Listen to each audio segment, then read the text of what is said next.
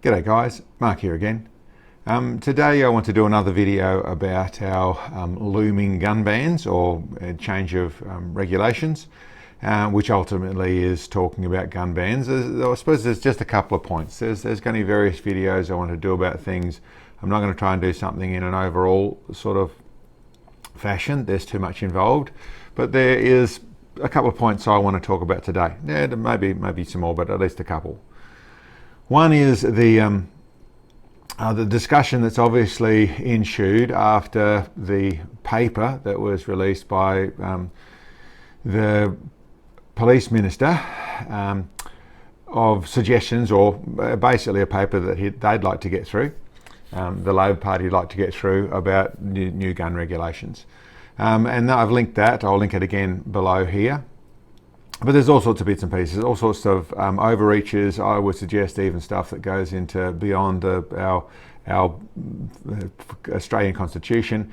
There's things that are way out of whack, including the ridiculous small amount of money they're offering to limiting firearms. There's all sorts of things that are out of whack there. To a large degree, I sort of see that stuff as a little bit of semantics, to be truthful. The whole paper shouldn't be approved in any shape, form, fashion because of the way it was constructed. If there was actual due process, an actual legal thing involved with this in any real sense, other than the legal bodies being able to rewrite the rules to suit them, then the process is done very poorly. But I say it's that more to the point of the real understanding of what this is about. There's a lot of talk about whether it's the World Economic Forum or whether it's the particular governments and the Western governments or the leftist governments or all the rest of it, in looking at bits and pieces and working out different agendas that come with it. And to some degree there are those points. But the big factor that people really have to stop and understand is that to the largest degree it's a fairly petty and cheap, simple way to get votes.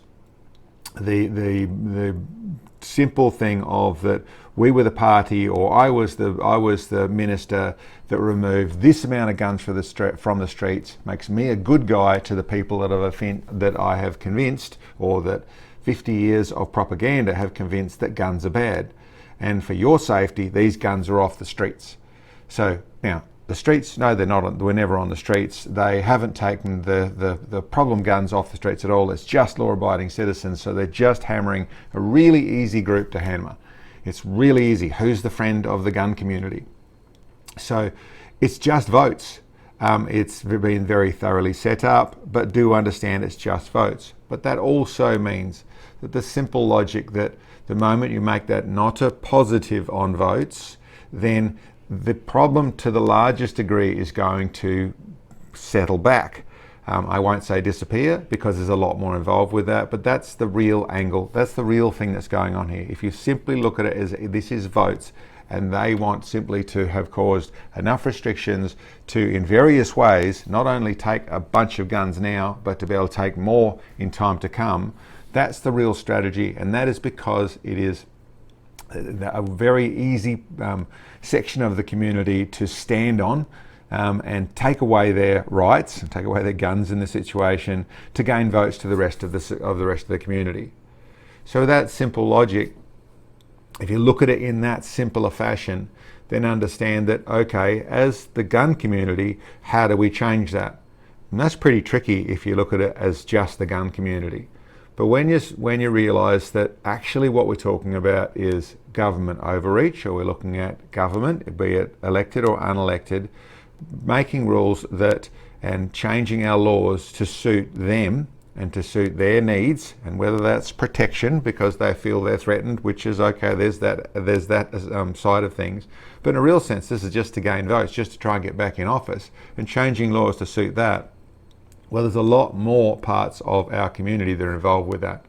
So as I've mentioned many times, whether that's the four-wheel drivers, or that's the fishers, or that's the farmers, it actually is also every parent which has got a child in school, which is worried about putting their child into a school that is going to indoctrinate them into probably end up being an enemy of theirs sort of thing, to whether that's what's in what's going on in our media, what's going on in the way of our national media side of things, whether that's going on, like I said, with beaches, that's with all sorts of stuff. This will come into whether you can keep your golf course or not, because the government's decided they've tried to suit things.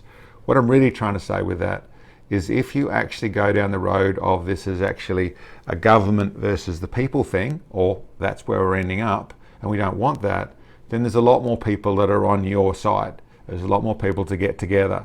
So my whole idea of standing in the sun with a great big group of people is about that, but in actual fact just work from that angle. This is the moment that we are whinging. We're not whinging, we've got a legitimate complaint, but ultimately to someone who's already been convinced that guns are bad, and you've got guns, and then you're saying, oh, they're taking your guns away. It's, you know, a fat kid with a lollipop complaining he's getting his lollipop taken away.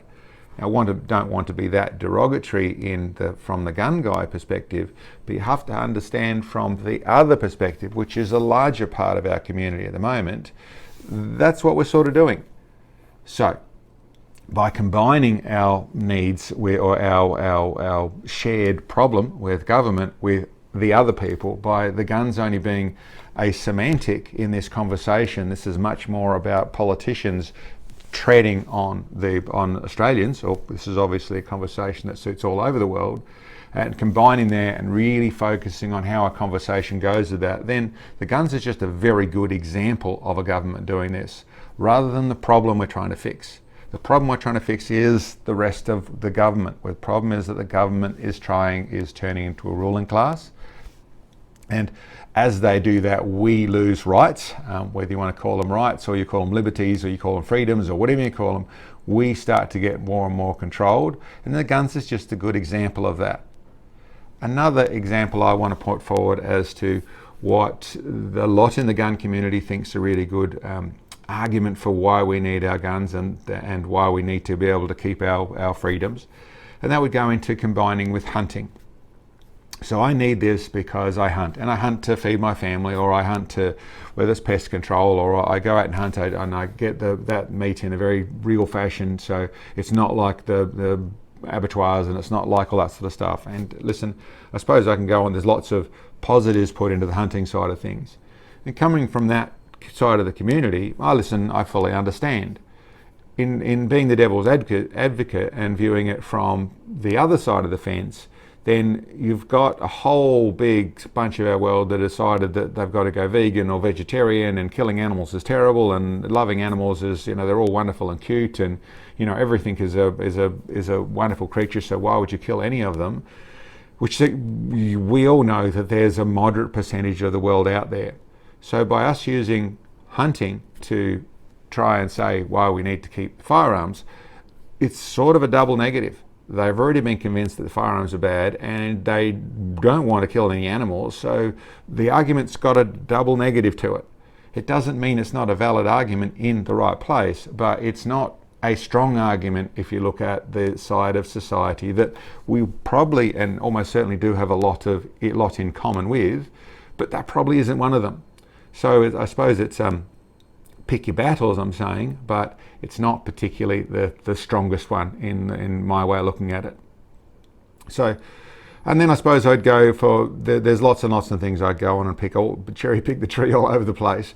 But the thing I would like to say is, from the other side of the fence, this is one that's always been a bit of a bugbear. It annoys me in the fashion of suppressors. Now, suppressors are illegal and have been for a long time for anyone other than the government, and I'm serious about that. Anyone other than the government is not allowed a suppressor in Western Australia. I think there were some places where there is some pest control things that it's sort of managed to get around with a special license to some degree or another, but largely, no, they're illegal, except for if it's the government. So the police force or government members, then they can have suppressors. And of course, then we can go into, there's places like the UK where it's illegal to shoot in certain areas without suppressors, so the absolute opposite.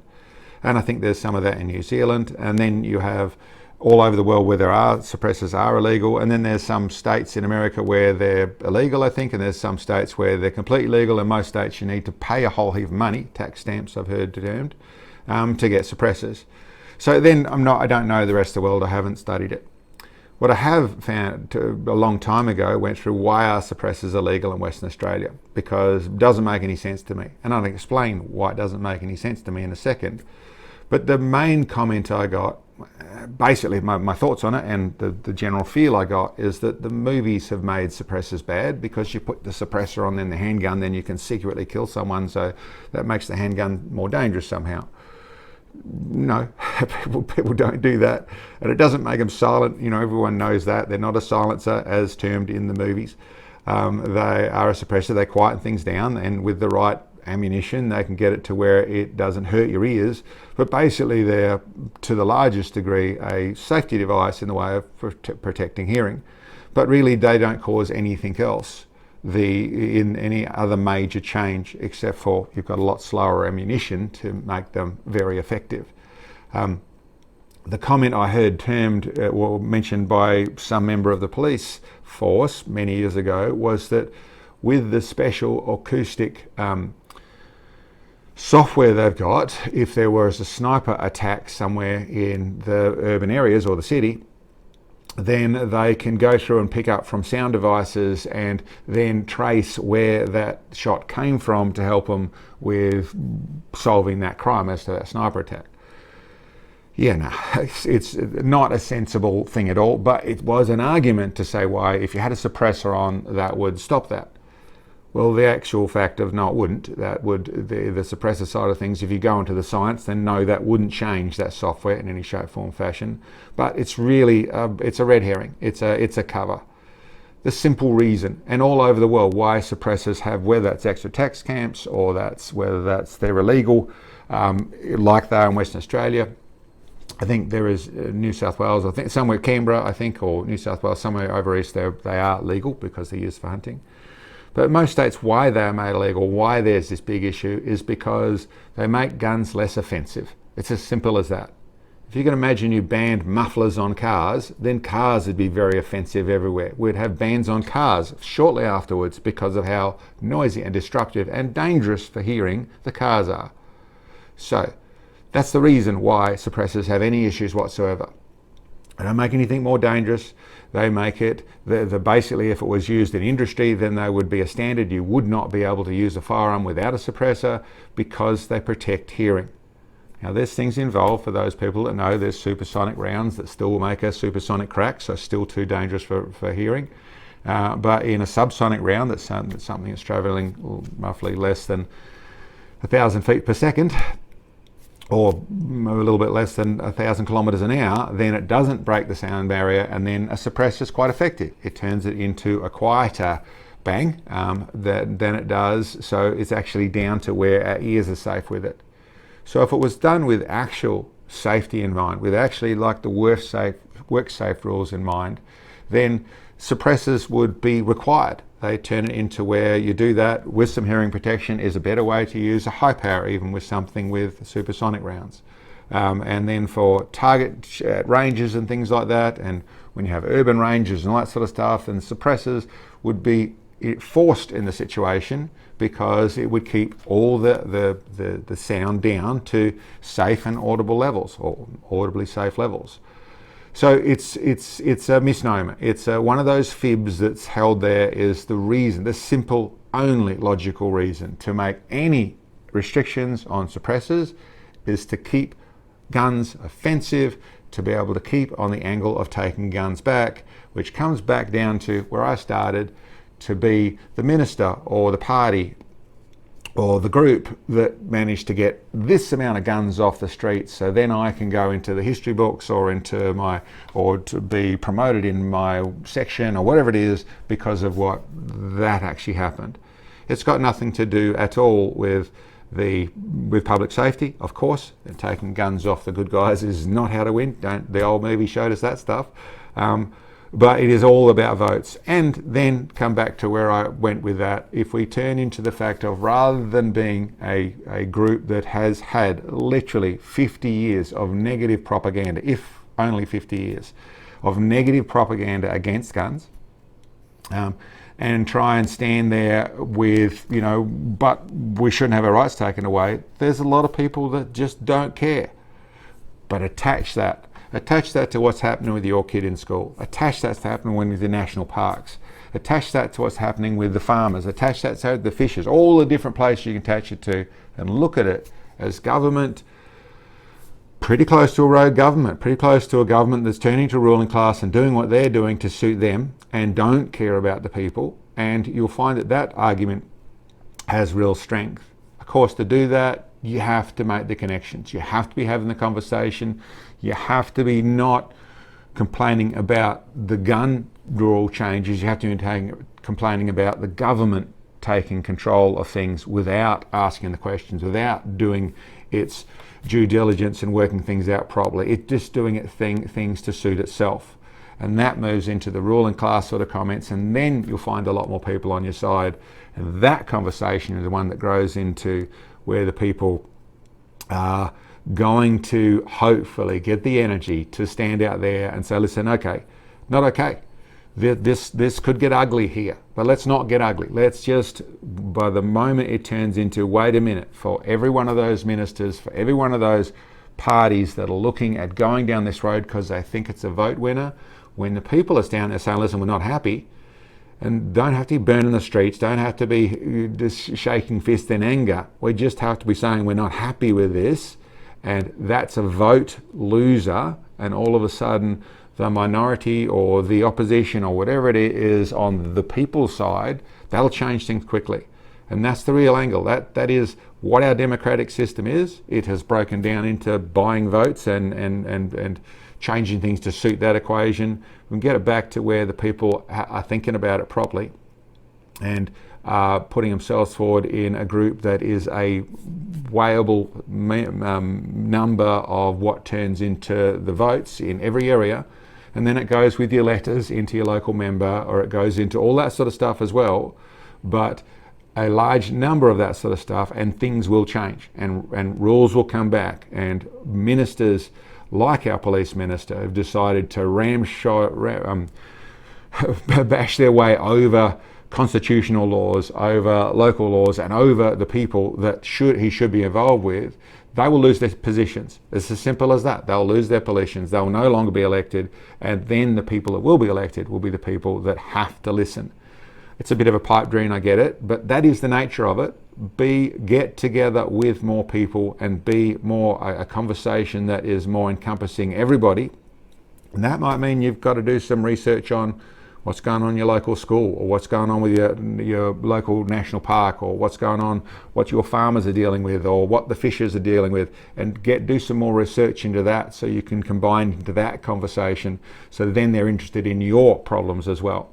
Anyway, that's my my thoughts on that one there. This is something that I feel is a very important part of what's going on in our world, and I'm sure everyone does. And there's all the fears about what the one world government or the WEF or all the other things you can say. But truthfully, we can only control what we can control. We can only influence what we can influence. And this is something that getting together as the people and talking and having a similar point of view with a similar end goal, that is where the people get power again. That is when the people, which is what we're supposed to be living in, that's what this whole guise of democracy is supposed to be.